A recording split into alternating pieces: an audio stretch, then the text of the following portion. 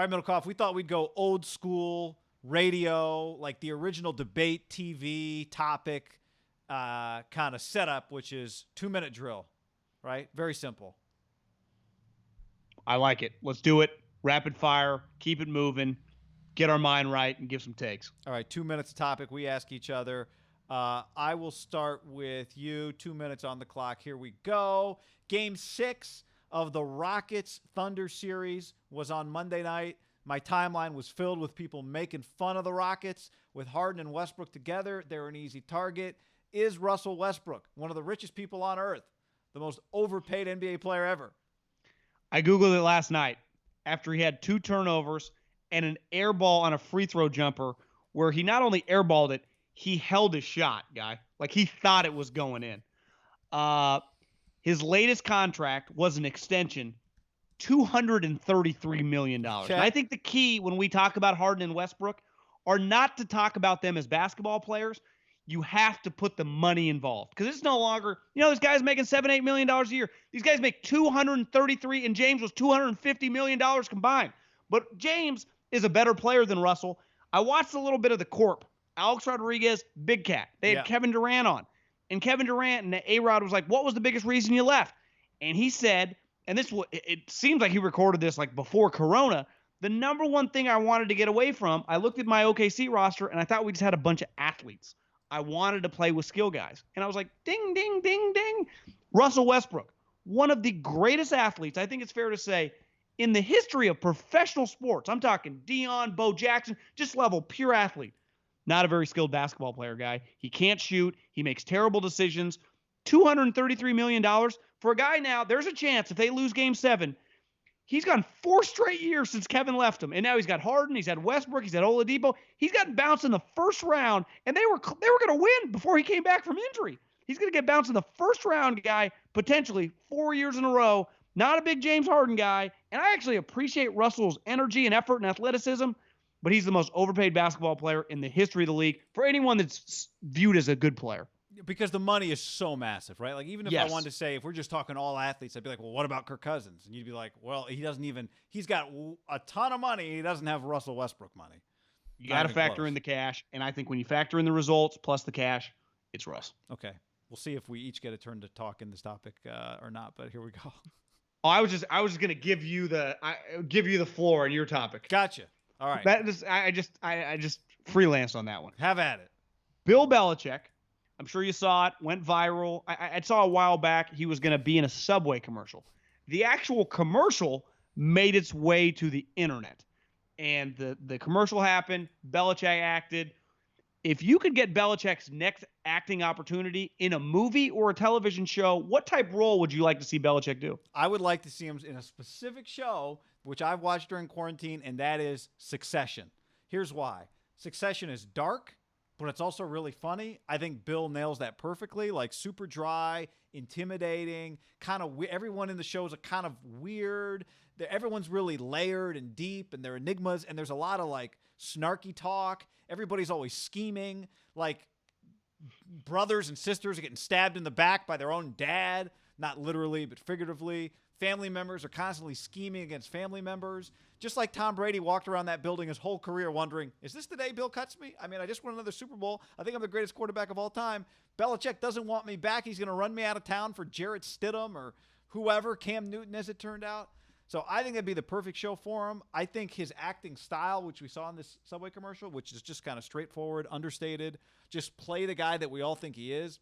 Would you have given him a bigger role in the Subway commercial? I would have, but I thought to give him a bigger role would almost be like to finish food not because you're hungry, just because you paid a lot for the meal. Like, let's say you got a big steak, it's really good, it's delicious, it's the best steak you've ever had, but you finish it because you paid a lot of money for it, not because you're still hungry. I think him in that role where he kind of plays the understated guy is what's perfect. So to get more out of Bill is almost greedy.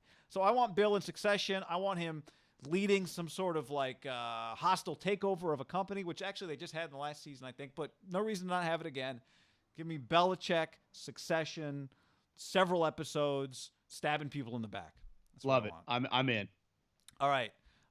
You're up next here. 2 minutes on the clock. Oh, this is perfect.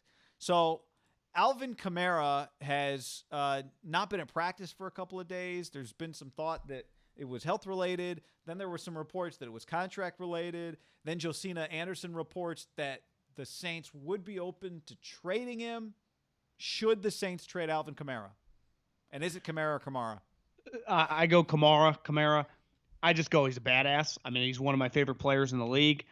I say this all the time. I'm anti-paying running backs, but I'm also pro-sweet players. Like, it's easy to go, I'm anti-paying running backs, and then I got Alvin, I got Zeke, or I got Christian McCaffrey on my team. I don't just go, yeah, I'll find some dude late in the draft. Like, that's easy to say.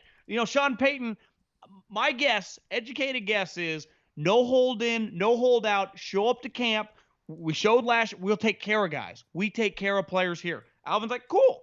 I've been kicking ass since I got here. Michael Thomas, me, Breeze, all these dudes just getting paid, living in the Big Easy, trying to win a Super Bowl. We're just fucking all in this together. And then he keeps calling his agent. I'm like, yeah, they're not really offering it. Yeah, it's not really what you thought. Yeah, it's not really going that well. And all of a sudden you realize full squad scrimmage tomorrow. I'm taking the handoff. And I look Cam Jordan and Davenport and all these dudes want to hit me. I'm like, screw this. I'm out. And they're like, see ya. And they're like, where are you going? Are you home? You just leave? I don't know I don't think this is an easy decision. I would not trade him. I think it's easy to say, you just get another guy. And I think Sean Payton, kind of like a Kyle Shanahan or Andy Reid, they're going to think in the back of their head, they can find that guy. But we've seen it's tough. What about pay him? That's where it becomes complicated. The last report I saw is they offered him like $12 million a year and a lot of money, but he's adamant he wants Christian McCaffrey money. I don't think he's good as Chris McCaffrey. Christian McCaffrey's been healthier too. I would struggle to pay him Christian McCaffrey money, but now we're kind of picking, are we going to argue over $3 or $4 million? I would not pay him, at least right now, but I would demand him come back if I could, but he can't, so I don't know. It's a complicated situation. Sorry we gave your money to Taysom. Yeah, it's not what he wants to hear. Right? No, not at all. I mean, like, God. Okay. You're trying to win a Super Bowl in Drew Brees last year, we think. Yeah, so you got to figure it out. You got to take care of the guy. Okay, guy. You had a take, and I agreed with the take. Our friend, Daniel Jeremiah, NFL Network, now that Mayock's gone, he's the number one draft analyst by far in the country, the best going. He's a diehard Padre fan. And for the most part, the last several decades, they've sucked. Well, they've turned into Slam Diego, and they're one of the more fun teams in the league. Feels like, guy, they might have a chance to win the World Series in this shortened year. Yeah. If they go on, they're going to make the playoffs without some disaster happening. If they go on to win the World Series or hell, just make some noise in the playoffs, is your take about their uniforms being all-time ugly not going to age well? It's really bad timing by me. Like, them sucking. And it's weird because I enjoy them. I love their broadcast. So I've been watching since they got Don Arcillo. I've been watching the Padres for a couple years now because they have a fun broadcast. And I almost I force myself to see the fun in it because, like, Slam Diego is an awesome nickname. Tatis is one of the best young players in the game. The fact that they got Clevenger instead of Lance Lynn, I thought was a great move by them. People are talking about Lance Lynn like he's Bob Gibson, sub-2 ERA. The guy's had like 8 starts, goes 5 1/3, is in his 30s, and people talk like he's the truth of the ace of the future. Clevenger might be. So I love everything they do. But yeah, them winning, it does not help my take age because the more they win, the more people's minds get warped into just thinking that shit's cool, right? What's cool isn't always necessarily what you think is the best looking. I think their brown jerseys, not their home pinstripes, their brown jerseys and their road pinstripe jerseys are like a house that's like super funky, created by some weird artist that is every room's a different color and they got paint on the walls that's like flowers in one room and whales in another room. And you go, this place is awesome. Like, you go to a party there. This is so cool. Everybody comes to your town. They drive by that house. They want to look at it. But you don't want to walk into that house every day for the next 30 years. So I'm kind of trying to play the long game here on these brown uniforms. But right now, the wave is just not on my side. Here's where you are screwed. The color doesn't matter when your team's cool and you're good. Yeah. I think the Browns uniforms are terrible. If they win 12 games and Baker Mayfield and Odell Beckham and Jarvis Landry and Nick Chubb are the number one offense in the league, you know who's going to be a badass squad that every kid's talking about and buying jerseys? The Browns. Exactly. They'll all have the jersey. That's right. Yeah, I would imagine there are going to be a lot of kids whenever school comes back into our live in state of California, they're going to have some Tatis swag. Well, right? and one thing, because Daniel Jeremiah calls me like once a week now to be like, oh, did you see the highest selling jersey? Oh, did you see this? Oh, did you see that? They hit a lot of home runs, guy. One thing he said to me early on was, look, the point is not to have the best looking jersey. It's just to be different. You know, we want you to know that you're watching the Padres when you flip the channel on. And I'm like, okay, that's legit. I understand that. They're not dummies in the marketing department. They made it different. Fine. That's a legit take. Well, I got a thought on this really quick on the jerseys. Did you see the Utah Jazz the other night were wearing the thing that looks like a Mai Tai? It's like their orange jersey. I think the Chargers, the Jazz, and the Padres, like when I think like baby blue, like the colors Tony Gwynn used to wear. And I think the Jazz, the Karl Malone, John Stockton jersey, like those are solid colors. Now I get you want to stand out, but just if you have solid colors, and then when the Chargers were really cool, when they had the baby blue jerseys, they had LT, Phillip Rivers, SoCal. they had. They were cool. I got everyone explaining to me like, well, it's because we're the Padres and that's a Friar and Friars wear brown. I'm like, yeah, no, people just think you're SoCal. Like, give me a SoCal vibe. But people forget that if they win 2 of the next 3 World Series, no one's gonna. It'd be the hottest seller.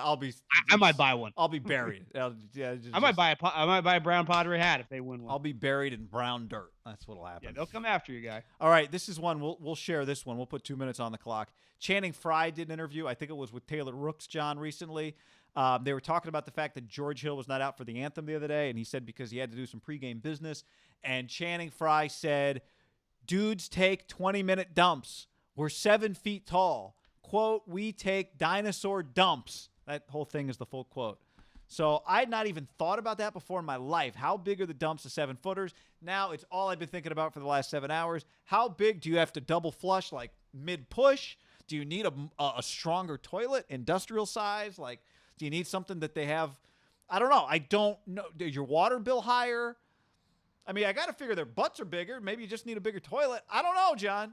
So in the history of the NBA, who do you think takes the biggest dumps? Well, I know this. I round up to 5'10", and I'd say a couple times a week something happens where you go, geez Louise.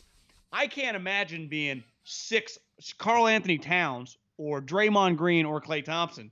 The mass, you can just fit more in your stomach. And clearly when you're that big, you're going to eat more calories than someone 6 feet tall. The guy that I first thought about, and I still do because we see him, is Shaquille O'Neal. Like, how many humans have taken when his biggest dump, like in his peak, when he eats multiple pizzas or some huge dinner, how's it possible for anyone to be able to take a bigger shit than Shaq? Yeah, I mean, Oliver Miller might have had a worse diet. Like, how bad, but again, good or bad, it's still really good diets can, you're a vegetarian. You got, who knows how much coffee you're drinking. Maybe that's a factor. Yeah, I would imagine there are some. There've got to be probably doing some work. Yeah, Boban's got to be doing work. Jokic, I mean, I would say, Rudy Gobert's got a lot. He's skinny, but he's long. I like thinking of thicker guys like a David Robinson who would muscle mass, clearly eating a lot of calories. Like I would say in his heyday, he had to put in some work. I mean, it's not like he's not shitting. I mean, those guys, the centers, the Patrick Ewings, think of some of the Hakeems, like the length, the size of their body, guy. But why do I think Sean Bradley was taking like, little puppy dumps. He's skinny. Maybe. But he probably wasn't. Yeah, no. I mean, how much longer is a 7-footer's intestines? That's what I'm saying. How much bigger is their stomach? It's like your stomach is the size of your fist. Well, some of their fists are the size of freaking laptops. I shook Mean Joe Green's hand one time. Oh. Biggest hand to this day I've ever shook. Yeah. Do you think a toilet gave him that nickname, Mean Joe? I bet Mean Joe Green. Yeah. There's a chance the Pittsburgh Steelers toilet in the '78 when that guy turned the corner, it was on. Dun, dun, dun, dun, dun, dun, dun, dun. Mean Joe Green. No. All right. Let us know what you think about that. Weigh in on that subject.